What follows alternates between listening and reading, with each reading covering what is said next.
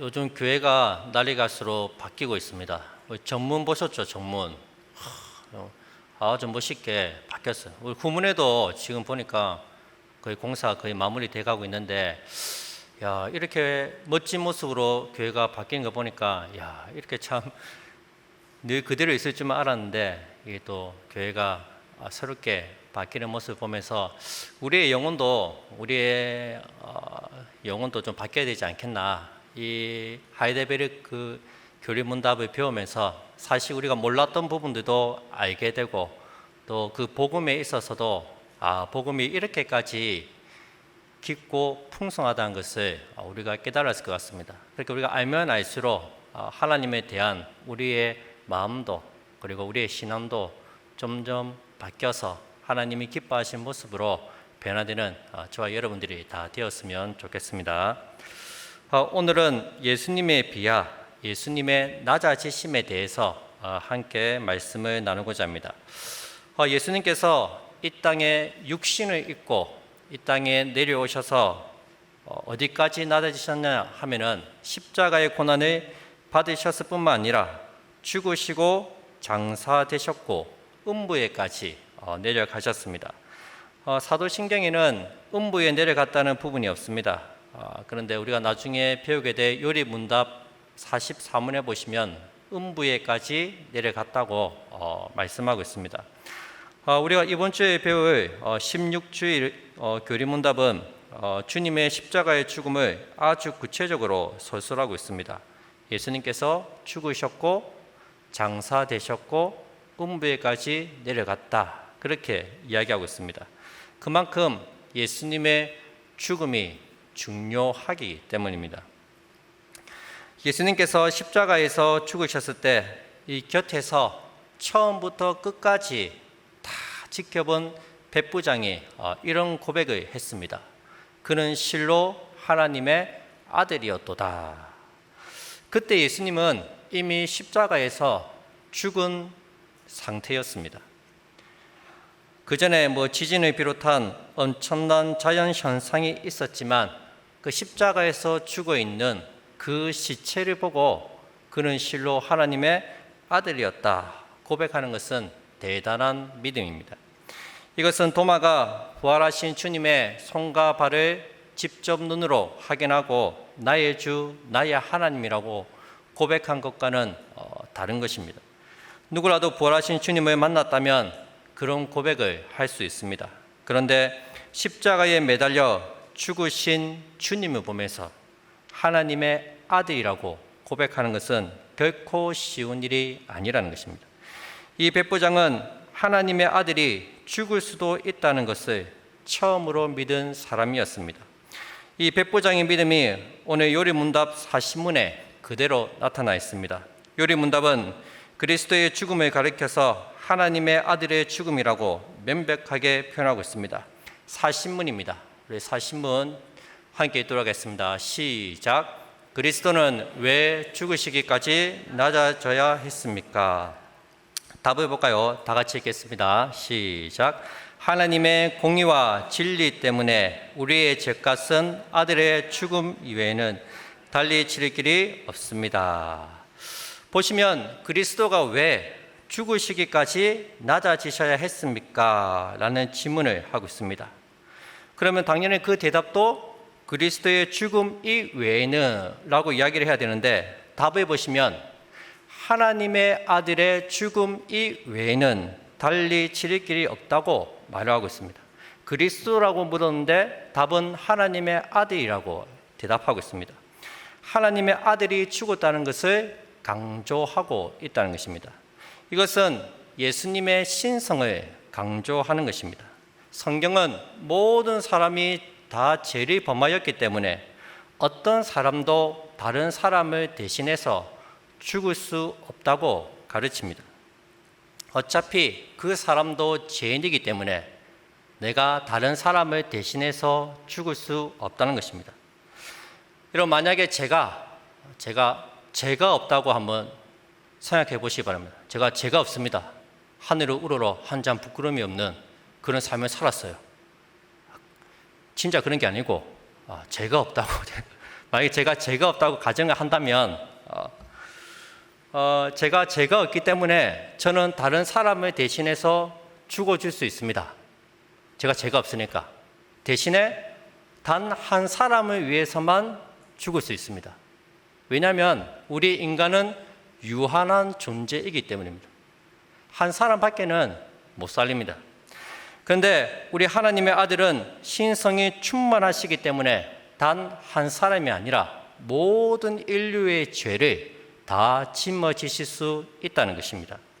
예수님 이전의 사람들과 예수님 이후에 모든 시대, 모든 사람들의 죄를 대속해 주실 수 있다는 것입니다. 오직 하나님의 아들 예수 그리스도를 통해서 그 죄값을 치를 수 있다는 것입니다. 그래서 하나님의 아들의 죽음 이외에는 달리 그 죄값을 치를 수 없다고 말하고 있는 것입니다. 계속해서 요리문답은 예수님의 죽음을 확실하게 하기 위해서 그분이 장사되셨다고 말하고 있습니다. 41문입니다. 다 같이 읽어볼까요? 시작. 그리스도는 왜 장사되셨습니까? 답입니다. 시작. 그리스도의 장사되시면 그가 진정으로 죽으셨음을 확증합니다. 이런 왜 그리스도가 무덤에 묻혀서 장사되었냐고 물을까요? 예수님 당시에 이 사실을 예수님의 죽음을 믿지 않는 사람들이 있었기 때문입니다. 그들은 기절설을 주장했습니다. 예수님께서 이 십자가의 고통이 너무 심해서 쇼크를 받아서 잠시 기절했다가 이 차가운 무덤에 놓으니까 정신을 바짝 차리고 일어났다고 그렇게 주장했습니다. 그래서 그러나 성경은 주님이 확실히 죽어서 무덤에 묻혔다고 기록하고 있습니다. 예수님의 죽음을 가장 먼저 확인한 사람은 로마의 군인들입니다. 그들은 유월절이 되기 전에 십자가에 달린 제수를 땅에 묻으려고 했습니다. 그래서 이 십자가에서 빨리 죽게 하려고 다리를 꺾습니다. 그런데 우리 주님은 이미 십자가에서 죽으셨기 때문에 다리를 꺾으실 필요가 없습니다. 그래서 창으로 옆구리를 찔렀습니다. 그랬더니 피와 물이 쏟아져 나왔습니다. 사람이 죽으면 이 심장이 멈춰서 피와 물이 따로 이렇게 쏟아져 나온다고 합니다. 이번 사형을 집행하는데 능숙한 로마 군인들이 예수님의 죽음을 확인해 주었습니다. 또 예수님의 죽음을 빌라도가 공적으로 확인을 해줍니다. 예수님을 무덤에 장사한 사람이 아리마대 사람 요셉입니다. 그가 빌라도에게 찾아가서 예수님의 시체를 달라고 요구합니다. 그러자 빌라도가 그러면 예수님이 진짜 죽었는지 확인을 해보고 그 시체를 내주라고 말합니다. 그리고 직접 확인해 보니까 예수님이 죽으셨고 이 아리마대 사람 요셉이 그 시체를 가져다가 자기가 준비한 무덤에 갖다 놓은 것입니다. 역시 빌라도가 예수님의 죽음을 확인해 주었고 아리마대 사람 요셉도 예수님의 죽음을 확인하고 시체를 무덤에 묻었습니다. 그리고 예수님의 죽음을 확인해 준 또 다른 사람들이 있는데 바로 유대의 종교 지도자들입니다. 그들은 예수님께서 생전에 내가 부활할 것이다 그 말씀을 들었습니다. 그래서 혹시 제자들이 예수님의 시신을 훔치고 나중에 예수님께서 부활하셨다고 거짓 소문을 퍼뜨릴 수 있으니까 저 무덤을 아무도 무덤에 다가가지 못하도록 무덤을 임봉하고 군인들로 하여금 그 무덤을 지키게 했습니다. 이거 역시 유대 지도자들이 예수님의 죽음을 확인한 것입니다. 이렇게 우리 예수님의 죽으심과 장사되심은 공적으로 증명이 되었습니다. 여러분, 하나님께서는 번제한 아담에게 너는 흙이니 흙으로 돌아갈 것이라고 말씀하셨습니다. 모든 인간은 죽어서 흙으로 돌아갑니다. 무덤은 시신이 썩어서 흙으로 돌아가는 것입니다. 여러분, 우리 주님은 확실히 죽으셨고 무덤에 묻히셨습니다. 친히 사람이 죽고 부패하는 그 과정에 주님께서 직접 참여하신 것입니다. 이를 통해서 그리스도께서는 흙으로 돌아간 모든 사람들을 구원하실 수 있게 된 것입니다. 우리 하나님의 구원은 이렇게도 세심하고 구체적입니다. 그만큼 저와 여러분들을 세심하게 사랑하신다는 사실을 꼭 기억하시기 바랍니다. 42문입니다. 다 같이 한번 읽도록 하겠습니다. 시작. 그리스도께서 우리를 위해서 죽으셨는데 우리도 왜 여전히 죽어야 합니까? 답을 보겠습니다. 답 시작. 우리의 죽음은 자기 죄값을 치르는 것이 아니며 단지 죄 짓는 것을 그치고 영생에 들어가는 것입니다. 아멘. 분명히 예수님께서 죄값을 치르기 위해서 우리 대신에 내가 죽어야 되는데 우리 대신에 죽으셨는데 왜 우리도 죽어야 되느냐? 그것을 지금 묻고 있습니다. 여러분, 예수님의 죽으심과 우리의 죽음은 근본적으로 다릅니다. 예수님의 죽음은 죄값을 치르는 죽음입니다. 하지만 우리의 죽음은 죄값을 치르는 죽음이 아닙니다. 오히려 유익이 있다고 말하고 있습니다. 두 가지 유익이 있습니다. 첫째는 우리의 죽음은 첫째, 자기 죄값을 치르는 것이 아니고 단지 죄 짓는 것을 그치는 것입니다. 첫째는 죄 짓는 것을 그치는 것입니다. 청교도들은 늘 천국에 가는 것을 사모했다고 합니다. 우리도 빨리 사실 천국에 가고 싶지 않습니까? 우리는 왜 천국에 가고 싶어 합니까? 인생이 고달프고 힘드니까 빨리 죽어서 천국 갔으면 좋겠다. 그렇게 생각을 하지 않습니까? 물론 다 그런 건 아니겠지만은. 그런데 청교도들이 천국을 사모한 것은 그 이유가 아니었습니다. 더 이상 죄를 짓지 않기 위해서 그들은 천국을 사모했다고 합니다. 주님과 함께 교제하고 살아가면 얼마나 행복하고 좋습니까? 그런데 죄를 짓게 되면은 그 주님과의 관계가 멀어지고 서먹해지고 주님과 교제를 누릴 수가 없는 것입니다.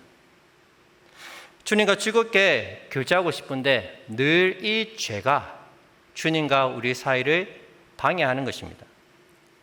여러분, 한평생 죄와 싸우다 가는 것이 신자의 삶입니다. 그런데 죽으면 이제 죄와 씨름하는 일이 끝이 나는 것입니다. 더 이상 죄와 싸우면서 고군분투하지 않아도 됩니다. 죄가 없는 영원한 천국에서 주님과 함께 영원히 살아간다는 것입니다. 이것이 신자가 죽을 때 얻게 되는 복이고 위로입니다. 물론 죄에 대해서 무감각한 사람들에게는 사실 이것이 별 의미가 없을 것입니다. 정말 그리스도인으로서 내가 거룩하니 너희도 거룩하라 이 말씀에 순종하면서 살고자 하는, 그렇게 발부둥치는 성도들에게는 이 말씀만큼 큰 위로가 되고 힘이 되는 말씀은 없다는 것입니다. 두 번째는 영생에 들어간다고 말하고 있습니다. 이 말은 우리가 영생을 얻지 못했기 때문에 죽어야 영생에 들어간다, 그런 말이 아닙니다. 여러분, 영생은 무엇입니까? 요한복음 17장 3절에 보시면 영생은 곧 유일하신 참 하나님과 그가 보내신 자 예수 그리스도를 아는 것이니라. 여기서 안다는 것은 인격적인 교제, 실제 삶 속에서 하나님과 교통하며 사는 것을 의미합니다. 영생은 한마디로 말해서 내가 지금 여기에서 하나님과 직접 교제하고 서로 교통하면서 살아가는 것입니다. 여러분, 성경에 등장하는 신앙의 선배들은 하나같이 하나님과 삶 속에서 교제하며 살았습니다. 에녹은 일평생 하나님과 교제하며 살다가 죽지 않고 천국으로 갔습니다. 아브라함은 하나님의 친구로서 하나님과 대화하며 믿음의 조상이 될 것이라는 약속의 말씀을 직접 하나님께 들었습니다. 사라 역시 마찬가지입니다. 자녀를 주시겠다는 하나님의 말씀에 사라가 비웃었습니다. 여러분, 사라와 하나님이 대화하는 그 장면을 보면 참 재미가 있습니다. 하나님이 자식을 주신다는데 사라가 듣기에는 참 기가 막히죠. 이제 애를 낳을 수 없는 할머니가 다 됐는데 애를 주신다니까 비웃었습니다. 그랬더니 하나님이 네가 웃었지? 아니요, 안 웃었습니다. 네가 웃었다 아이가? 아닙니다. 그러면서 막 서로 실랑이를 벌이는데 실제적으로 하나님과 교제를 하더란 말이에요. 그게 영생이라는 것입니다. 실제 하나님께서 나와 함께하고 계시고 내가 하나님께 묻고 하나님 나에게 대답해 주시고 하나님이 저 멀리 계신 분이 아니라 지금 나의 삶 속에서 나와 함께 하시고 나의 기도를 들으시고 나를 보고 계시고 나와 동행하시는 것, 그게 바로 영생이라는 것입니다. 영생은 곧 유일하신 참 하나님과 그가 보내신 자 예수 그리스도를 아는 것입니다. 관계를 통해서 안다는 것입니다. 저와 여러분들은 하나님을 알잖아요. 세상 사람들은 모르죠. 근데 저와 여러분들은 무시로 성령 안에서 하나님과 교제하고 무시로 성령 안에서 하나님과 기도하지 않습니까? 그게 영생이라는 것입니다. 이 땅에서 하나님과 교제하지 못하는 사람이 어떻게 죽어서 하나님과 내가 죽어서 천국 가면 하나님 만나게 되겠지. 그때 가면 하나님과 얘기하겠지. 이 땅에서 주님과 실제적인 교제를 못 나눈 사람이 어떻게 죽어서 하나님과 교제를 할 수 있겠습니까? 말이 안 되는 거죠. 우리는 실제 이 땅 가운데서 하나님과 직접 교제하고 그의 음성을 듣고 살아가고 있다는 것입니다.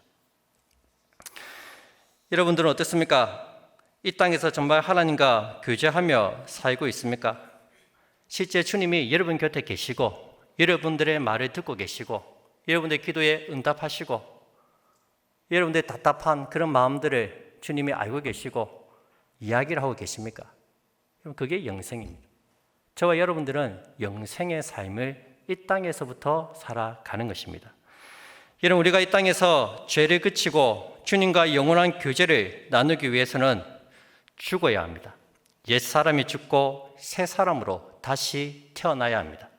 새로운 피조물로 태어나야지 옛 습성대로 살지 않습니다. 주님께서 주시는 새로운 생명, 영원한 생명을 소유해야지 영원하신 하나님과 교제하며 살아갈 수 있다는 것입니다. 그래서 우리가 죽어야 합니다. 이 사실을 꼭 기억하시기 바랍니다. 43문입니다. 다 같이 43문을 함께 읽도록 시작. 그리스도의 십자가의 제사와 죽으심에서 우리가 받는 또 다른 유익은 무엇입니까? 우리는 주님의 십자가 때문에 죽어서 천국 간다. 그게 끝인 것 같은데 그게 아니고 또 다른 효력이 있답니다. 우리에게 주는 또 다른 유익이 있다고 말하고 있습니다. 그 유익이 무엇입니까? 우리 답을 한번 읽도록 하겠습니다. 답 시작. 그리스도의 죽으심의 공로로 우리의 옛사람이 그와 함께 십자가에 달리고 죽고 장사되며 그러면서 육신의 악한 소욕이 더 이상 우리를 지배하지 못하게 되고 오히려 우리 자신을 그분께 감사의 제물로 드리게 됩니다. 아멘. 제가 지금 현재 매주 목요일마다 웨스트민스터 소유리 문답을 가르치고 있습니다. 근데 웨스트민스터 이 신앙 고백서도 좋지만 저는 사실 이 하이델베르크 이 요리 문답이 훨씬 더 좋습니다. 왜냐하면 이 하이델베르크는 항상 교리를 가르쳐주고 거기서 끝나는 것이 아니라 이 교리를 실제 삶 속에서 적용할 수 있도록 도와주고 있다는 것입니다. 교리가 이론적으로만 남지 않고 실제적으로 우리의 신앙생활에 도움을 줄 수 있도록 우리에게 친절하게 안내해 주고 있다는 것입니다. 여러분, 사실 이것이 굉장히 중요합니다. 우리가 지식적으로만 교리를 알게 되면 자칫 교만하게 됩니다. 그런데 실제 삶 속에서 그 교리를 적용해서 실제로 한번 살아보면 교만해질 수가 없습니다. 오히려 겸손해지고 하나님의 은혜를 알게 되고 더 깊은 의미를 깨달을 수 있게 됩니다. 우리의 신앙에 상당한 유익을 가져다 준다는 것입니다. 여러분들 교리를 배우시고 그냥 이런 게 있구나 여기서 멈추시면 안 되고 그 배운 지식을 가지고 실제 삶 속에서 적용하는 훈련을 하시기 바랍니다. 그러다 보면 여러분들의 신앙생활에 상당한 도움이 될 것입니다. 43문은 십자가의 죽음이 우리에게 주는 효력이 무엇인지 묻고 있습니다. 여기 보시면 그리스도의 죽으심의 공효라고 말합니다. 이 공효라는 말은 그리스도의 공로를 우리가 효과 있게 잊게 된다는 의미입니다. 그리스도의 공로를 효과 있게 우리에게 입혀준다는 것입니다. 여러분, 예수님이 십자가에서 죽으심으로 예수님의 공로가 우리에게 주어집니다. 즉, 이 말은 주님의 그 십자가의 공로를 우리가 잊기 위해서는 예수님이 죽으셔야 한다는 것입니다. 또한 우리도 죽어야 합니다. 이 십자가의 효력을 우리가 누리기 위해서는 우리 자아가 죽어야 된다는 것입니다. 우리가 죽어야만 이 십자가의 공로가 나타난다는 것입니다. 여러분, 우리가 육체의 소욕대로 살게 되면 이 십자가의 공로가 나타나지 않습니다. 항상 육체의 소욕은 성령을 거스르고 성령의 소욕은 육체를 거스릅니다. 이 두 가지가 내 안에서 서로 싸우고 있습니다. 그래서 이 십자가의 효력이 나타나려면 우리의 자아를 죽여야 합니다. 우리가 방금 42문에서도 자신이 죽어야 한다고 했는데 여기서도 또 죽이고 있습니다. 죽어야 됩니다. 그리스도인들의 삶에는 죽는 게 굉장히 중요합니다. 바울은 나는 날마다 죽노라 그렇게 고백했습니다. 주님은 자기를 부인하고 자기 십자가를 지고 나를 따를 것이라고 말씀하셨습니다. 여러분, 내가 죽어야 합니다. 우리의 정과 욕심을 십자가에 못 박아야 합니다. 우리가 진정으로 죽고 성령께서 역사하실 때 십자가의 능력이 우리 안에서 역사할 줄을 믿으시기 바랍니다. 마지막 43문입니다. 우리 43문 같이 한번 읽도록 하겠습니다. 43문 시작. 음부에 내려가셨으며 라는 말이 왜 덧붙여져 있습니까? 우리 사도신경에는 지금 없는데 옛날에는 있었다 합니다. 근데 지금은 이제 없어졌습니다. 이것도 굉장히 중요한 교리입니다. 자, 우리 음부에 내려가셨으며 라는 말이 왜 덧붙여져 있습니까? 우리 다 같이 답을 읽도록 하겠습니다. 시작. 내가 큰 고통과 중대한 시험을 당할 때에도 나의 주 예수 그리스도께서 나를 지옥의 두려움과 고통으로부터 구원하셨음을 확신하고 거기에서 풍성한 위로를 얻도록 하기 위함입니다. 그분은 그의 모든 고난을 통하여 특히 십자가에서 말할 수 없는 두려움과 아픔과 공포와 지옥의 고통을 친히 당하심으로써 나의 구원을 이루셨습니다. 아멘. 우리가 사용하는 사도신경에는 음부에 내려가셨다는 말이 빠져 있습니다. 사실 이 부분은 고대 교회에서부터 많은 논란이 있어져 왔습니다. 그런데 없는 것보다는 사실 있는 게 우리에게는 훨씬 더 유익합니다. 우리 주님께서 음부에 내려가심으로 우리가 받아야 할 지옥의 모든 고통을 다 감당하셨기 때문입니다. 여러분, 죄인인 우리가 받아야 할 형벌이 얼마나 엄청난 것인지 여러분들이 잘 알고 있어야 됩니다. 우리가 실제로 받아야 할 그 고통, 그 고난, 그 심판이 얼마나 크다는 것을 우리가 알아야 합니다. 본래 우리는 주님께서 당하셨던 이 모든 고난을 우리가 다 받아야만 했습니다.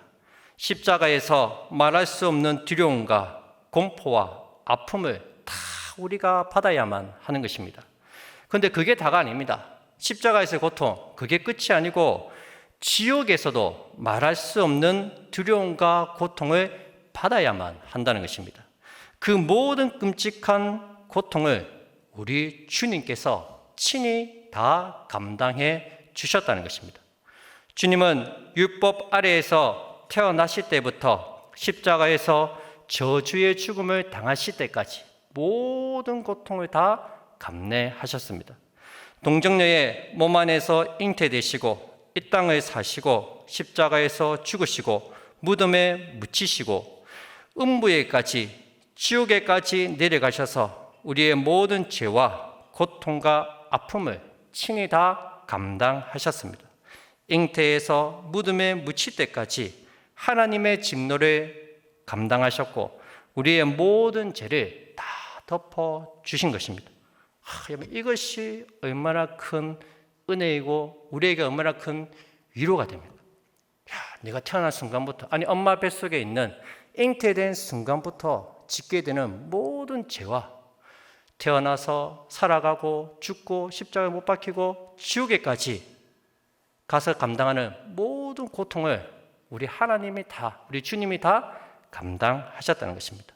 얼마나 큰 은혜인지 모릅니다. 우리 주님은 다 알고 계십니다. 우리의 연약함과 고통과 아픔을 충분히 이해하시고 공감하십니다. 심지어 음부에게까지 내려가서 지옥의 고통을 감당하셨다면 더 이상 말해서 뭘 하겠습니까? 이 은혜를 깨닫는 사람은 절로 감사가 흘러나오는 것입니다. 그래서 우리가 하이데베르 그 요리문답 뒷부분에 가면 감사에 대해서 배우는 것입니다. 이스라엘 백성들이 광야에서 불평한 원인이 무엇입니까? 하나님의 은혜를 바로 깨닫지 못했기 때문입니다. 여러분, 백성들이 어디에서 구원을 받았습니까? 애굽의 압제하에서. 그곳에서 얼마나 억압받고 핍박받고 얼마나 힘들게 고통 가운데 살았습니까? 얼마나 그들이 그 고통 속에서 날마다 부르짖었습니까? 근데 그곳에서 하나님이 건져주신 거예요. 근데 막상 광야로 나오니까 그 사실을 잊어버리고 늘 원망하고 불평하는 것입니다. 오히려 왜 애굽에서 잘 살고 있는 우리를 끄집어내었느냐? 우리는 애굽에서 먹던 고기가 그립고 부추도 먹고 싶고 양파도 먹고 싶고 애굽이 더 낫다. 그렇게 배은망덕한 소리를 하고 있습니다. 그동안 애굽에서 받았던 그 억압과 고통, 그런 것들은 생각하지도 않고 불평만 다 늘어놓은 것입니다.